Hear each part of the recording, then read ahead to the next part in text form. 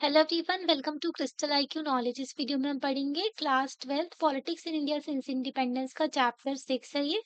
Okay, तो इसमें part 2 है ये चैप्टर 6 का। तो इससे पहले वाले पार्ट में हमने कई सारी चीजें कवर की थी, है ना। तो इमरजेंसी का बैकग्राउंड देखा था कि हमारे देश में जो है नेशनल इमरजेंसी लगाई गई थी 1975 से लेकर के 77 के बीच में। ओके, नेशनल इमरजेंसी जो है कौन से आर्टिकल के तहत लगाई जाती है? आर्टिकल 352। आर्टिकल 352 पावर देता है गवर्नमेंट को कि वो नेशनल इमरजेंसी लगा सकते हैं देश में, वॉर की बेसिस पे, एक्सटर्नल अग्रेशन की बेसिस पे, और इंटरनल डिस्टरबेंस पहले था। इंटरनल डिस्टरबेंस की बेसिस पे लगाई गई थी ये वाली इमरजेंसी, और फिर बाद में इसको शब्द को बदल करके आर्म्ड रिवेलियन कर दिया गया कि आर्मी अगर रिबल रिबेल कर देती है ना, तो लगा सकते हैं इमरजेंसी। तो हमने बैकग्राउंड समझा किस तरीके से पॉलिटिक्स जो है, देखा हमने कि कांग्रेस भी डिवाइड हो चुकी थी, है ना, इमरजेंसी के टाइम पीरियड पे। तो कई सारी सिचुएशंस थी, कई सारी जो है उसके पीछे जो बैकग्राउंड था, है ना। तो इकोनॉमिक कॉन्टेक्स्ट देखा हमने किस तरीके से, जो इन्फ्लेशन था हमारे यहाँ बहुत ज़्यादा बढ़ गया था।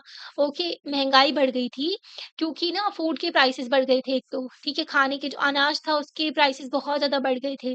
क्यों बढ़ गए थे? एग्रीकल्चर प्रोडक्टिविटी डिक्लाइन हो गई थी, मॉनसून भी फेल हो गया था जिसकी वजह से जो है क्रॉप वगैरह, जो प्रोडक्टिविटी थी वो डिक्लाइन हो गई थी, 8% से कम हो गई थी, है ना?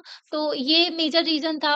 और उसके बाद जो है डिफेंस में भी बहुत ज़्यादा खर्चा करना पड़ा था। 1971 की वॉर जो हुई थी बांग्लादेश के लिबरेशन की, ठीक है? और इंडिया पाकिस्तान वॉर हुई थी जिसकी वजह से जो है डिफेंस में बहुत ज़्यादा खर्चा हो गया था।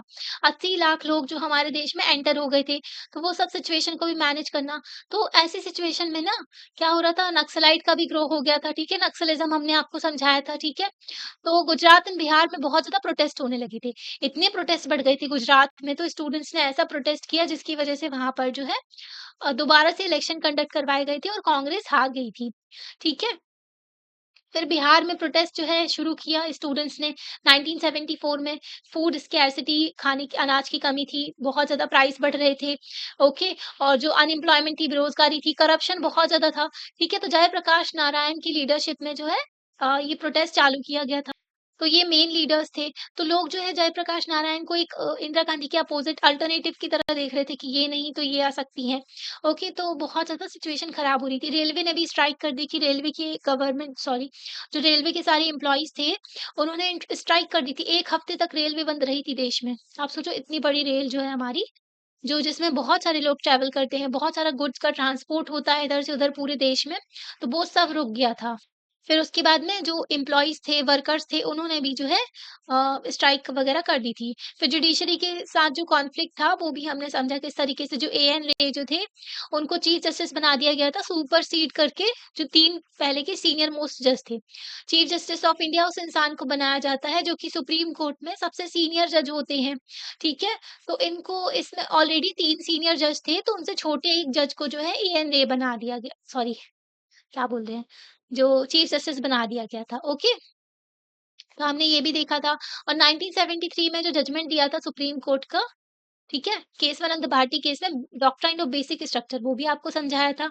तो फिर जो है उसके बाद में जो इलाहाबाद हाई कोर्ट ने जो इंदिरा गांधी के इलेक्शन जो कंडक्ट हुए थे, तो लोकसभा के, तो उसको इनवैलिड डिक्लेयर कर दिया था, ठीक है? फिर ये बात जो है सुप्रीम कोर्ट में गई, ठीक है? अपील कर दी उन्होंने सुप्रीम कोर्ट में, तो सुप्रीम कोर्ट ने जो क्या किया, रोक दिया। पर हाँ, इलाहाबाद हाई कोर्ट के जजमेंट को, पर वो एमपी थी, ठीक है? अब जो है मतलब कि हाई कोर्ट ने क्या बोला कि ना तो ये एमपी है ना कुछ है, ठीक है? इनको हर पोस्ट से हटा दिया गया था क्योंकि इनके इलेक्शन ही डिक्लेयर हो गए इनवैलिड, इलेक्शन नहीं हुए ढंग से।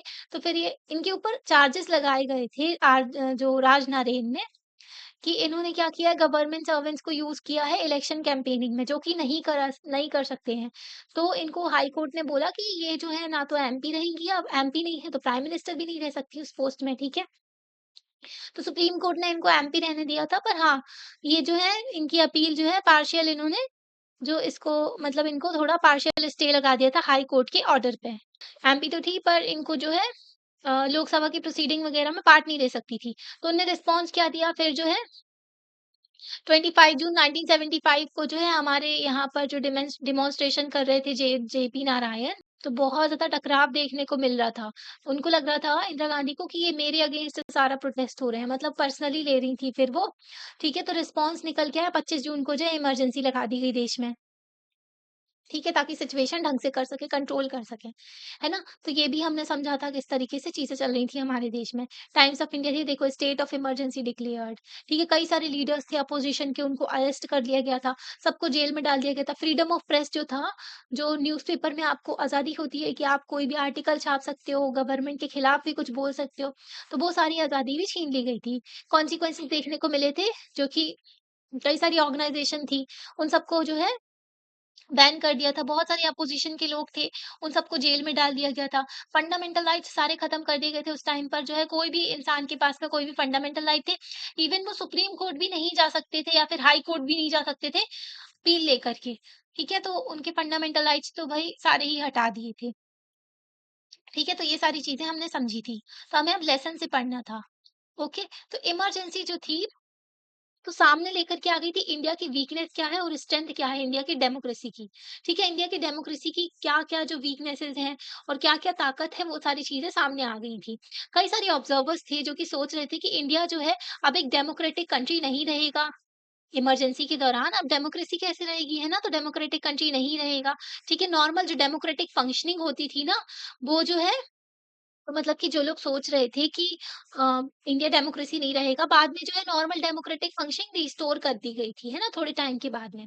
तो इमरजेंसी से हमें एक लेसन मिलता है कि चाहे कितनी भी डिफिकल्ट जो चीज़ें हो, तो डेमोक्रेसी नहीं जाएगी इंडिया से, है ना? मतलब कि कितना भी डिफिकल्ट हो, पर डेमोक्रेसी तो बनी रहेगी। सेकंड चीज़ आती है कि तो जो भी इमरजेंसी प्रोविज़न से रिलेटेड संविधान में जो भी गल मतलब कि थोड़ा कन्फ्यूजन वगैरह भी थी, जो भी ठीक से चीज़ें समझाई हुई नहीं थी, तो वो सब भी चीज़ें सामने आ गई, उसको ठीक कर दिया गया, रेक्टिफ़ाई कर दिया गया। जैसे कि पहले ना इंटरनल इमरजेंसी लगाई जाती थी, है ना? Only on the grounds of armed rebellion, है ना? सॉरी, जो आर्म्ड रिबेलियन तो अब आ गया है, पहले ना इंटरनल डिस्टर्बेंस के बेसिस पे इमरजेंसी लगा दी जाती थी, इसको चेंज करके आर्म्ड रिबेलियन कर दिया गया, ठीक है? अब इंटरनल डिस्टर्बेंस के बेसिस पे कोई भी इमरजेंसी नहीं लगा सकता है। ओके? और ज़रूरी होता है एडवाइस देना प्रेसिडेंट को, जब भी उस दिन क्या हुआ था कि फटाक से उनने इमरजेंसी लगा दी, लिखित में देना पड़ता है कि आपको जो है इमरजेंसी लगानी है, प्रेसिडेंट को वो लिख कर के देंगे। ओके, यूनियन कैबिनेट, तो ये भी ऐड किया गया। उस टाइम पर बस बोल-बोल के काम हो गया था, हाँ। तो ये भी चीज़ें ऐड की गई, राइटिंग में देना पड़ेगा आपको यूनियन कैबिनेट प्रेसिडेंट को कि इमरजेंसी लगानी है। थर्ड चीज़ तो थी इमरजेंसी की वजह से क्या हुआ था, हर कोई ना अवेयर हो गया था अपनी सिविल लिबर्टीज़ के बारे में। जब कि उनसे उनके फंडामेंटल राइट्स छीने गए ना, तो लोगों को समझ में आया कि अरे ये तो हमारे अधिकार हैं, ये हमसे छीन लिए गए थे। तो कोर्ट ने भी फिर इमरजेंसी के बाद में प्रोएक्टिव रोल प्ले किया, ताकि वो जो है सिविल लिबर्टीज़ को प्रोटेक्ट कर सकें, लोगों की आज़ादी को प्रोटेक्ट कर सकें। ठीक है? ये रिस्पॉन्स था किसका, जो जुडिशरी की इनेबिलिटी देखने को मिली थी कि जुडिशरी कुछ नहीं कर पाई थी इमरजेंसी के दौरान, लोगों के अधिकारों का प्रोटेक्शन नहीं कर पाई थी। बहुत सारे सिविल लिबर्टी ऑर्गनाइज़ेशन जो है बन गए थे हमारे देश में आफ्टर इस एक्सपीरियंस के बाद में। तो बहुत सारे इश्यू भी निकल के आए थे इमरजेंसी के बाद में। हाँ, जो कि अगर हम देख सकते हैं कि चैप्टर में टेंशन दिखाई गई कि जो फंक्शनिंग ऑफ डेमोक्रेटिक गवर्नमेंट है और कंटीन्यूअस जो पॉलिटिकल प्रोटेस्ट कर रहे थे पार्टीज़ और ग्रुप, है ना? इस चैप्टर में हमने देखा किस तरीके से जो पॉलिटिकल पार्टीज़ एकदम प्रोटेस्ट कर रही थी, अपोज़िशन सब इकट्ठी हो गई थी, है ना? तो क्या है करेक्ट बैलेंस दोनों में, है ना? क्या सिटीज़न जो है उनको पूरी आज़ादी होनी चाहिए कि वो किसी भी तरीके का जो प्रोटेस्ट की एक्टिविटी में इन्वॉल्व हो सकते हैं, ठीक है? या फिर इनको बिल्कुल भी अधिकार नहीं होने चाहिए, है ना? कि ये प्रोटेस्ट वगैरह कुछ भी नहीं कर सकते। या फिर इनको जो है कुछ सीमाएँ लगा देनी चाहिए, कुछ लिमिट्स लगा देनी चाहिए प्रोटेस्ट में। ठीक है? तो ये भी चीज़ सामने आई थी कि प्रोटेस्ट एकदम इनको पूरा अधिकार नहीं दे सकते, है ना? आप प्रोटेस्ट करो, पीसफुली असेंबल हो सकते हो विदाउट आर्म्स, है ना? पर शांति से प्रोटेस्ट कर सकते हो। इस तरीके से नहीं बिल्कुल वॉयलेंट हो गया है, पब्लिक प्रॉपर्टी को नुकसान पहुँचा रहे हो, तो ऐसा प्रोटेस्ट नहीं हो सकता, है ना? सेकंड चीज़ थी कि एक्चुअल इम्प्लीमेंटेशन था ना इमरजेंसी रूल का, तो इसकी वजह से पुलिस और एडमिनिस्ट्रेशन, मतलब कि पुलिस और एडमिनिस्ट्रेशन की वजह से ही जो है ढंग से इम्प्लीमेंटेशन हुआ था इमरजेंसी रूल का। तो ये ना इंस्ट्रूमेंट बन गए थे रूलिंग पार्टी के, यूज़ कर रही थी वो पुलिस को और एडमिनिस्ट्रेशन को पूरी तरीके से। शाह कमीशन सेटअप किया गया था, ठीक है? इमरजेंसी के बाद में जो है शाह कमीशन बिठाया गया, ताकि आप देखो किस तरीके से जो इमरजेंसी क्यों लगाई गई है ना संविधान में, क्या जो प्रोविज़न वगैरह हैं, क्या उनको चेंज करने की ज़रूरत है, इसके इम्पैक्ट क्या रहे हैं ना, तो ये चीज़ें देखने के लिए रखा गया था। शाह कमीशन की रिपोर्ट में आया कि एडमिनिस्ट्रेशन जो है ना एंड पुलिस है बहुत ज़्यादा वल्नरेबल है पॉलिटिकल प्रेशर के। मतलब कि पॉलिटिकल पार्टीज़ वगैरह हैं और रूलिंग पार्टी हो गई, ये लोग बहुत प्रेशर डालते हैं पुलिस पे, ठीक है? और पूरे एडमिनिस्ट्रेशन पे। एडमिनिस्ट्रेशन जो ऑफ़िसर्स चलाते हैं ना, आईएएस होते हैं, कलेक्टर्स वगैरह, है ना? उनके ऊपर भी बहुत प्रेशर रहता है पॉलिटिकल, ठीक है? अब नेता लोग प्रेशर डाल-डाल के अपना काम करवाते हैं, है ना? तो ये जो प्रॉब्लम है ना आज भी देखने को मिलती है कि पुलिस जो है उनको नेता कंट्रोल करते हैं, जो पूरा एडमिनिस्ट्रेशन है उसको भी कंट्रोल करते हैं, उनके ऊपर प्रेशर डालते हैं, अपना काम निकलवाते हैं, है ना? ये प्रॉब्लम तो अभी भी बनी हुई है। शाह कमीशन ने भी ये प्रॉब्लम बताई थी। पॉलिटिक्स कैसी रही इमरजेंसी के बाद में, ठीक है? तो मोस्ट वैल्यूएबल जो लेसन मिला हमको इमरजेंसी से, ये कि इमरजेंसी की जैसे ही खत्म हुई ना इमरजेंसी, तो लोकसभा के इलेक्शन अनाउंस कर दिए गए थे, ठीक है? इमरजेंसी के बाद तुरंत ही जो लोकसभा के इलेक्शन अनाउंस किए गए, 1977 में इलेक्शन हुए, तो रेफरेंडम जो मतलब कि लोगों से पूछा गया, रेफरेंडम की तरह ही हो गए थे पूरे जो इमरजेंसी के बाद में जो इलेक्शन हुए, ठीक है? क्योंकि ना नॉर्थ इंडिया में ज़्यादा इम्पैक्ट रहा था इमरजेंसी का। ठीक है? तो स्लोगन लगाया अपोज़िशन ने कि सेव डेमोक्रेसी, तो बिल्कुल ना अपोज़ में हो गए थे लोग, तो फिर कांग्रेस हार ही गई थी, है ना? तो सेव डेमोक्रेसी लगाया कि डेमोक्रेसी को बचाना है ना, तो लोगों का जो क्या वर्डिक्ट आएगा, अगेंस्ट इमरजेंसी आएगा ना, लोगों को इमरजेंसी पसंद नहीं आई थी, सारी की सारी पावर आ गई थी सेंट्रल गवर्नमेंट के पास में, लोगों की फ्रीडम वगैरह सब छिन गई थी, फ्रीडम ऑफ प्रेस भी नहीं था, ओके? अब वो लोग जो है कोर्ट में भी नहीं जा सकते थे, किसी को भी अरेस्ट करके जेल में भरा जा रहा था, ठीक है? तो लेसन निकल के आया था मतलब कि लोगों को दिख गया था, पार्टीज़ को भी दिख गया था, जो भी गवर्नमेंट ना जो एंटी डेमोक्रेटिक होगी, डेमोक्रेसी के अगेंस्ट होगी, उनको पनिशमेंट मिलेगी ही वोटर से। क्योंकि हम नहीं चाहते थे, अंग्रेज़ों ने इतने साल हमारे देश के ऊपर रूल किया, अब जो है पॉलिटिकल पार्टी अथॉरिटेरियन बन जाए। हम डेमोक्रेसी के आदी हो चुके हैं, ठीक है? हमें फ्रीडम अपनी बहुत पसंद है, अब हमारे ऊपर कोई ज़्यादा रिस्ट्रिक्शन लगाएगा ना, लोगों का फिर गुस्सा फूटता है, ठीक है? तो इस सेंस में अगर देखें 1975 से 1977 तक जो है स्ट्रेंथन भी हुई है डेमोक्रेसी हमारे देश की, ठीक है? जो फाउंडेशन है ना, जो नींव है हमारे देश की डेमोक्रेसी, तो वो भी जो है बहुत स्ट्रॉन्ग हुई है। लोगों को समझ में आ गया था कि इमरजेंसी जैसे प्रोविज़न भी है संविधान में, ऐसा कुछ भी हो सकता है ना? तो अब लोग जो है और ज़्यादा अवेयर हो गए थे अपनी राइट्स को लेकर के। जुडिशरी भी बहुत ज़्यादा अवेयर हो गई थी। जुडिशरी भी जो है लोगों की अब राइट्स को और ज़्यादा प्रोटेक्ट करने लगी थी। ठीक है? तो ये देखो मोरारजी जी देसाई जो इंदिरा गांधी के अगेंस्ट में खड़े हुए थे, तो ये फ्रीडम फाइटर भी थे और गांधीयन लीडर भी थे, ठीक है? तो इनके बारे में ये दिया हुआ है। चीफ मिनिस्टर भी रह चुके हैं बॉम्बे के, डिप्टी प्राइम मिनिस्टर भी थे और कांग्रेस जो है जॉइन की थी इन्होंने वो जब स्प्लिट हो गई थी कांग्रेस में। प्राइम मिनिस्टर भी रही है 1977 से 1979 तक। तो इमरजेंसी के बाद में ये प्राइम मिनिस्टर बने थे देश के। तो ये फर्स्ट प्राइम मिनिस्टर बने थे जो कि नॉन कांग्रेस पार्टी से बिलॉन्ग करते थे, ठीक है? तो लोकसभा इलेक्शन हुआ 1977 में। तो आफ्टर 18 महीने इमरजेंसी के, ठीक है? 18 महीने बाद इमरजेंसी के गवर्नमेंट ने डिसाइड किया कि इलेक्शन कंडक्ट करवाएँगे। ओके, तो सारे के सारे लीडर्स थे, एक्टिविस्ट थे, जितने भी जिनको अरेस्ट किया गया था इमरजेंसी के टाइम पीरियड पे, उनको छोड़ा गया जेल से। इलेक्शन हुए मार्च में, ठीक है? तो अपोज़िशन पार्टी जो थी उनको मतलब कि उनके पास में ज़्यादा टाइम नहीं था, फटाफट इलेक्शन भी कंडक्ट करवाए गए थे, पॉलिटिकल पार्टीज़ के पास में टाइम नहीं था। तो मेजर अपोज़िशन पार्टी जो थी, वो पास में ही आ गई थी प्री इमरजेंसी पीरियड के। मतलब कि उन्होंने क्या किया कि जो बड़ी-बड़ी अपोज़िशन पार्टी थी, वो लोग साथ में आ गई थी और उन्होंने क्या किया, इलेक्शन से पहले ही जो है नई पार्टी बना ली थी। ओके, जिसको जनता पार्टी कहा गया। तो न्यू पार्टी ने एक्सेप्ट किया लीडरशिप ऑफ जयप्रकाश नारायण, तो जयप्रकाश नारायण की लीडरशिप में जनता पार्टी बन गई थी। कई सारे जो लीडर्स थे कांग्रेस के, जो कि अपोज़ कर रहे थे इमरजेंसी को, उन्होंने भी जनता पार्टी को जॉइन कर लिया था।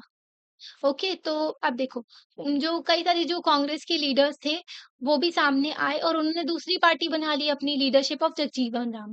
ठीक है, तो जगजीवन राम में एक और पार्टी बन गई इनकी लीडरशिप में। तो इस पार्टी को कांग्रेस फॉर डेमोक्रेसी कहा गया। इसको बाद में मर्ज कर दिया गया था जनता पार्टी में। तो अब बताओ ना इमरजेंसी के बाद में किस चीज़ पे फोकस होगा, है ना? एंटी डेमोक्रेसी, नॉन डेमोक्रेसी जो ये बोला गया, तो इसी चीज़ पे फोकस गया था इलेक्शन में इसी चीज़ पे फ़ोकस दिया गया, लोग भी बहुत ज़्यादा गुस्से में थे, फिर क्या ही रिज़ल्ट होगा, हारना ही है कांग्रेस को, है ना?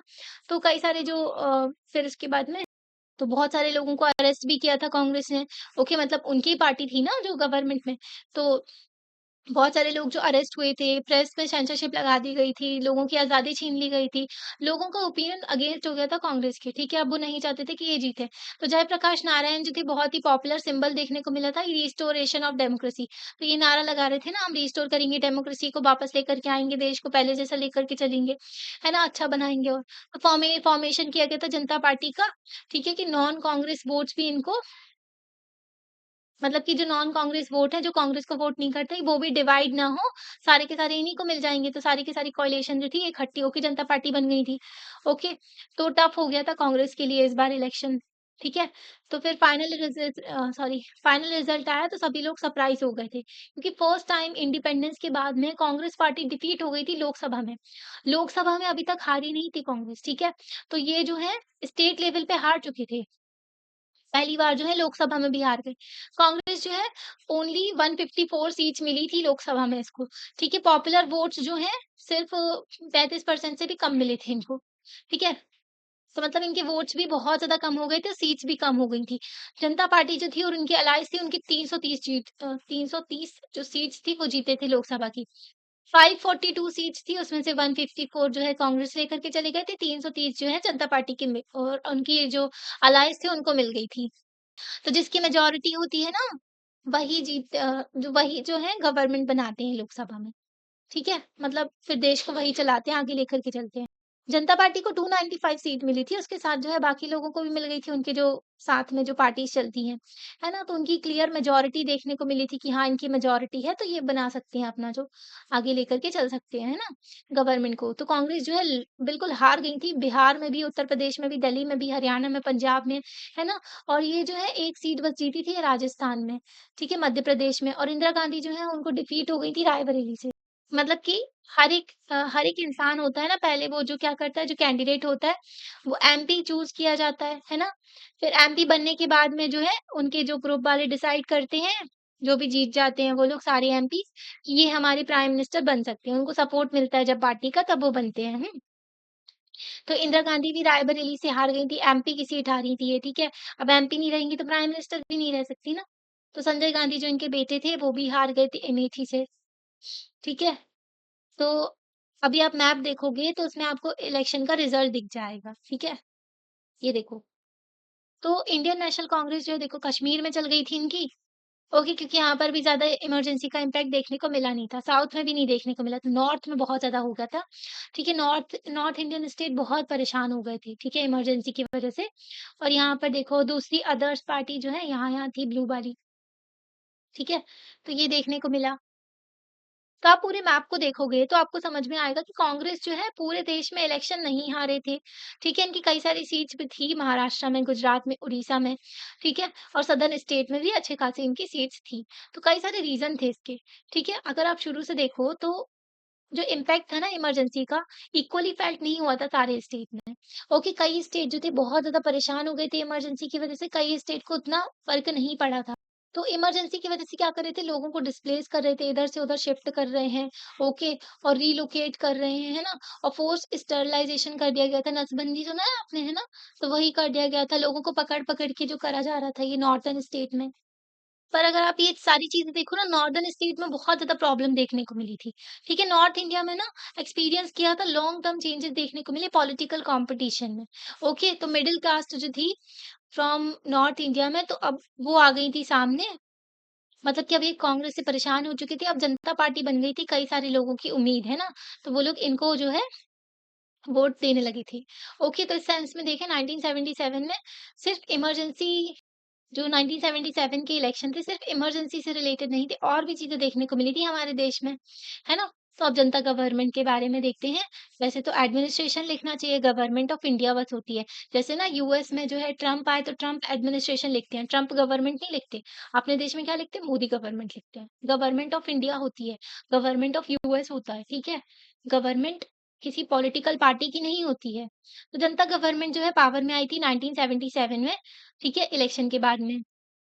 ओके, आफ्टर द इलेक्शन तो बहुत ही कॉम्पिटिशन देखने को मिला था 3 लीडर्स के बीच में, कौन बनेगा प्राइम मिनिस्टर, है ना? तो मोरारजी जी देसाई भी प्राइम मिनिस्टर बनना चाहते थे, जो कि राइवल थे इंदिरा गांधी के, है ना? 1966-67 से ही इनकी चाहत थी प्राइम मिनिस्टर बनने की, इंदिरा गांधी के अपोज़ में थे ये। ओके, चरण सिंह भी बनना चाहते थे, जो कि लीडर थे भारतीय लोक दल के एंड फार्मर लीडर भी थे यूपी से। ठीक है, जगजीवन राम जो थे, ये भी इनका भी एक्सपीरियंस था, सीनियर मिनिस्टर थे ये कांग्रेस गवर्नमेंट के। हुँ, तो इवेंचुअली फिर देखने को मिला मोरारजी जी देसाई बन गए थे प्राइम मिनिस्टर। नेक्स्ट, पर फिर भी पावर स्ट्रगल खत्म नहीं हुआ। अब देखो ना, इतने दिनों बाद जो है कोई कांग्रेस के बिना ही जो मतलब कि कांग्रेस के अलावा दूसरी पार्टी जो है उनका जो रूल आया था, है ना? तो यहाँ पर भी पावर स्ट्रगल चल रहा था, लोग प्राइम मिनिस्टर बनना चाहते थे, कई सारे लीडर्स थे। ठीक है, तो पावर स्ट्रगल खत्म नहीं हुआ था यहाँ पर भी। ओके, यहाँ पर देखो इनकी पिक्चर दी हुई है। ओके, तो ये भी हमने देख लिया। अभी देखते हैं हम यहाँ से। ये दिया हुआ है चौधरी चरण सिंह जी के बारे में। तो ये प्राइम मिनिस्टर ऑफ इंडिया बने थे बाद में, ठीक है, मुरारजी देसाई के बाद में। तो 79-80 में बन गए थे जनवरी में। ओके, फ्रीडम फाइटर भी थे, एक्टिव जो पॉलिटिशियन थे उत्तर प्रदेश में। ओके, तो रूरल एंड एग्रीकल्चर डेवलपमेंट भी किया था इन्होंने कई सारा। हुँ। और इन्होंने भारतीय क्रांति दल भी फाउंड किया था और 2 बार चीफ मिनिस्टर भी रह चुके थे उत्तर प्रदेश के, ठीक है? फाउंडर थे जनता पार्टी के और डिप्टी प्राइम मिनिस्टर भी बने थे और होम मिनिस्टर भी बन चुकी थी, ठीक है? तो अभी देखते हैं अपोज़िशन जो थी अ, मतलब कि आप जो जनता पार्टी बनी थी, वो इमरजेंसी के अगेंस्ट जो पॉलिटिकल पार्टी सब साथ में आ गई थी ना, उनके थ्रू बनी थी। तो ये ज़्यादा समय तक टिक ना सके, है ना? टुगेदर साथ में ना रह पाएँ। ओके, थोड़े टाइम के लिए ही रहे। तो लोग ना क्रिटिसाइज़ भी करते थे, इसके अगेंस्ट भी बोलते थे कि जनता पार्टी के सामने ना कोई डायरेक्शन नहीं है, विज़न नहीं है, किस दिशा में इनको लेकर के चलना है। इनका कोई लीडरशिप नहीं है, कोई स्ट्रॉन्ग लीडर नहीं निकल के आ रहा, कोई कॉमन प्रोग्राम नहीं है। जनता पार्टी जो गवर्नमेंट थी, यहाँ पर देखो हर जगह गवर्नमेंट लिखा है, एडमिनिस्ट्रेशन बोलना चाहिए ना? तो ये जो है ज़्यादा फंडामेंटल चेंजेज़ नहीं ला पाए थे पॉलिसीज़ के, ठीक है, जो कांग्रेस की थी। जो कांग्रेस की पॉलिसीज़ थी वही लेकर के चल रहे थे। जनता पार्टी स्प्लिट हो गई थी बाद में एंड द गवर्नमेंट जो मोरारजी देसाई ना उनकी मेजॉरिटी भी खत्म हो गई थी। ठीक है, मतलब कि जो पार्टी कोalition लेकर के चल रही थी वो पार्टी ने साथ छोड़ दिया और स्प्लिट हो गई। तो इनकी गवर्नमेंट गिर गई, है ना? ओके, इनकी मेजॉरिटी कम हो गई, ठीक है, 28 महीने में ही। ओके, फिर दोबारा से क्या हुआ चरण सिंह जो है फिर प्राइम मिनिस्टर बने, है ना? तो इनके एश्योरेंस में फिर से सपोर्ट मिला कांग्रेस पार्टी का। मतलब कि कांग्रेस पार्टी के सपोर्ट के थ्रू ये बन गए प्राइम मिनिस्टर। बट कांग्रेस ने लेटर डिसाइड किया कि वो अपना सपोर्ट छोड़ रहे हैं। आप देख रहे हो बार-बार गवर्नमेंट गिर रही है। तो मतलब चरण सिंह जो है सिर्फ 4 महीने के लिए पावर में रहे थे, ठीक है? फिर उसके बाद में कांग्रेस ने सपोर्ट हटा दिया तो ये भी गिर गए, है ना? फिर से इलेक्शन कंडक्ट करवाए गए जनवरी 1980 में और फिर जो है जनता पार्टी जो है उन्होंने सफ़र किया, हार गई मतलब कि जनता पार्टी फिर हार गई, उसके बाद में नॉर्थ इंडिया में जो है, जो फिर से मतलब कि नॉर्थ इंडिया में अच्छे खासे वोट मिले थे जनता पार्टी को, फिर ये हार गई थी 1977 के इलेक्शन में। Congress party led by the Indira Gandhi फिर से जीत के आई 1970 अरे! मतलब कि दोबारा से ये पावर में आई थी, 353 इनको सीट्स मिली थी, ठीक है? कमबैक हुआ इनका पावर में, एक्सपीरियंस रहा 1977-79 का, ठीक है? कि डेमोक्रेटिक पॉलिटिक्स में जो भी सिचुएशन देखने को मिली, फिर से वो जीत गई थी, ठीक है? तो गवर्नमेंट ने कई सारी अनस्टेबल और झगड़ा वगैरह भी हुए, ठीक है? और तो उनको पनिशमेंट मिलती है वोटर से। जो भी गवर्नमेंट जो है झगड़ा करती है, पॉलिसीज़ ढंग के नहीं लेकर के चल रही है, लोगों के वेलफेयर के लिए काम नहीं कर रही है, तो उनको वोट नहीं देती जनता, है ना? फिर उनको पनिशमेंट मिलती है वोटर्स से। ओके, तो अभी लेगेसी क्या देखने को मिला फिर? हाँ, तो रिटर्न हुआ इंदिरा गांधी का, ठीक है? तो बिटवीन इलेक्शन में देखने को मिला 1977 से 1980 के बीच में पार्टी जो है कई सारे चेंजेस देखने को मिले। 1969 में कांग्रेस पार्टी जो है स्टार्ट हो गई थी, उनका कैरेक्टर जो है अम्ब्रेला पार्टी जो थी, मतलब कि 1969 में ना कांग्रेस पार्टी में कई सारी आइडियोलॉजी के लोग, अलग-अलग विचारों के लोग रहा करते थे, है ना? सभी लोगों की पॉइंट ऑफ व्यू अलग-अलग लोगों को लेकर के चलती थी। पर अब क्या हुआ कांग्रेस पार्टी जो है अब इस टाइम पर, ठीक है? तो अब ना इनका एक डिफाइंड एक पर्टिकुलर आइडियोलॉजी हो गई थी, है ना? ओके, और ये बोलते थे कि हम जो है सोशलिस्ट हैं, ठीक है? प्रो पुअर पार्टी हैं, ठीक है? मतलब कि जो लोग हैं ना जनता के लिए काम करेंगे, गरीबों के लिए हम काम करते हैं, ठीक है? तो अर्ली 1970s में तो कांग्रेस जो है पॉलिटिकल सक्सेस देखने को मिली, तब उनने अट्रैक्ट किया था लोगों को on the basis of sharp जो सोशल एंड आइडियोलॉजिकल डिवीजन देखने को मिल रहा था। मतलब कि 1970s में क्या देखने को मिला हमको, 1969 में सभी लोगों को साथ में लेकर के चल रहे थे, ठीक है? फिर 1970s में ना डिवीज़न देखने को मिला पार्टी में। ओके, इंदिरा गांधी अलग लीडर निकल के आई थी, तो इनकी बात देखने को मिली। फिर चेंज हो गया नेचर कांग्रेस पार्टी का। अदर अपोज़िशन पार्टीज़ जो थी, वो ज़्यादा से ज़्यादा रिलाय होती थी इंडियन पॉलिटिक्स में नॉन कांग्रेसिज़्म। मतलब कि बाकी जो अपोज़िशन पार्टी थी ना कांग्रेस के अपोज़ में आती थी कि कांग्रेस जो है डेमोक्रेसी को खतरा पहुँचा रहे हैं, ठीक है? नॉन कांग्रेस के तौर पे निकल के आती थी।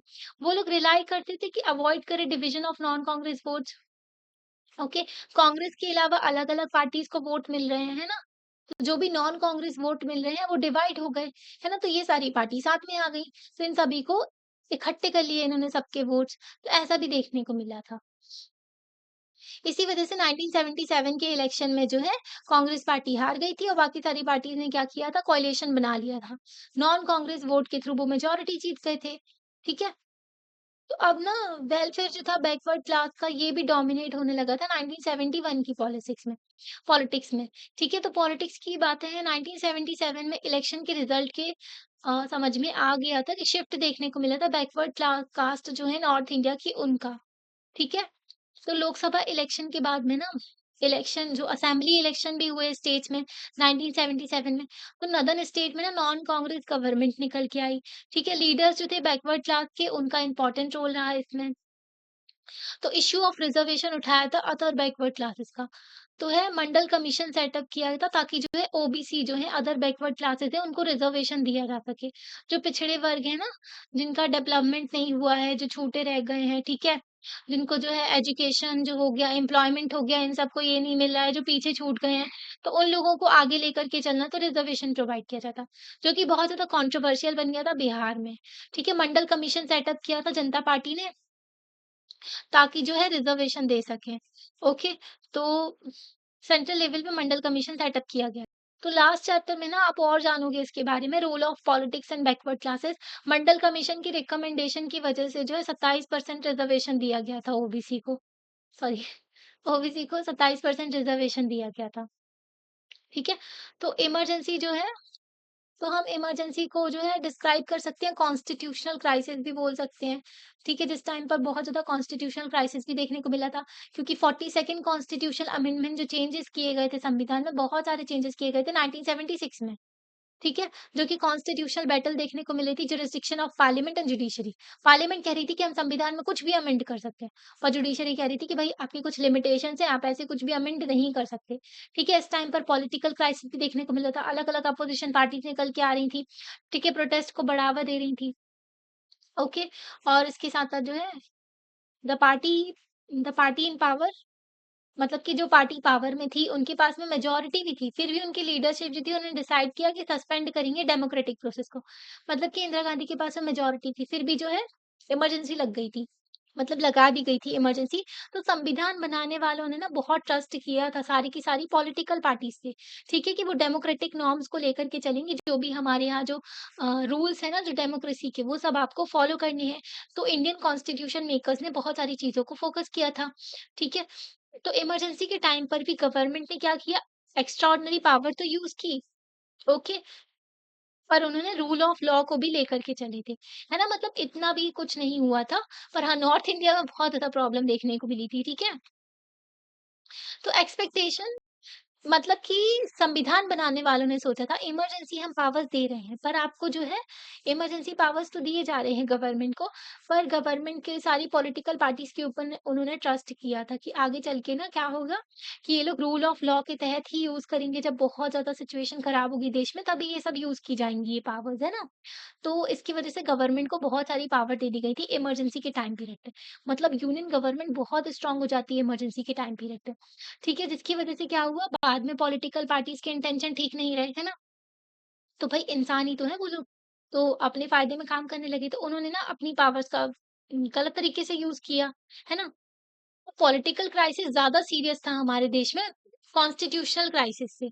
ठीक है? जो सिचुएशन देखने को मिली थी, किस तरीके से लोगों को फ़ोर्स स्टेरिलाइज़ेशन कराया जा रहा था, है ना? लोगों के ऊपर अत्याचार किया जा रहा था, उनको जेल में भरा जा रहा था। मतलब ब्रिटिश में फिर आपको जो ब्रिटिश जो हमारे ऊपर जो कॉलोनियल रूल था, उनमें और फिर जो हमारी डेमोक्रेटिक गवर्नमेंट में फ़र्क क्या रह गया, है ना? जो जनता के द्वारा चुनी गई गवर्नमेंट थी, वही इमरजेंसी लगा कर के सारी पावर अपने हाथ में ले ली थी। ठीक है? अनदर क्रिटिकल इश्यू निकल के आया था जो कि इस टाइम पर कि role and extent of mass protest in a parliamentary democracy. जो जनता प्रोटेस्ट कर रही है ना, उनका जो रोल है, ठीक है? पार्लियामेंट्री डेमोक्रेसी में।